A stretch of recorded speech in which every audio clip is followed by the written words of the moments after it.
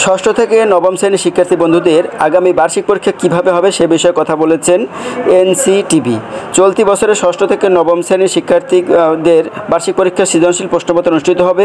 আর ত্রিভুজ চতুর্ভুজম বৃত্ত নয়। ফল প্রকাশ হবে গ্রেডিং পদ্ধতিতে। জাতীয় শিক্ষাক্রম ও পাঠ্যপুস্তক বোর্ড এনসিটিবি এ সূত্রে কথা বলেছেন। এনসিটিবি জানিয়েছে, প্রতি বিষয়ে 100 নম্বরের পরীক্ষায় থাকবে সংক্ষিপ্ত এবং বর্ণনামূলক প্রশ্ন এবং সঠিক উত্তর এবং শূন্যস্থান পূরণ।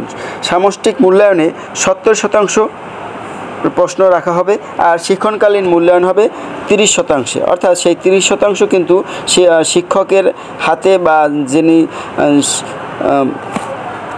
শ্রেণী শিক্ষক থাকবেন তার মাধ্যমে সেই কিন্তু 30% মার্কস চলে আসবে।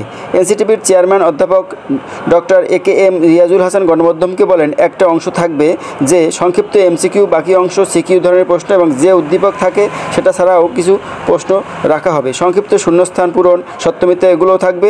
একজন শিক্ষার্থীকে বিভিন্ন দিক থেকে প্রশ্ন রেখে মূল্যায়ন করা হবে।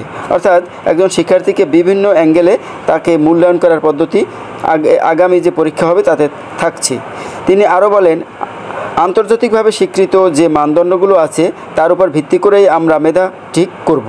সেটা প্রথমে নম্বরের ভিত্তিতে করে গ্রেডে পরিবর্তন করা হবে। অর্থাৎ পরবর্তীতে A+, A grade, B+, B grade এরকম করতে করতে গ্রেডে সেটি রূপান্তর করা হবে। প্রথমে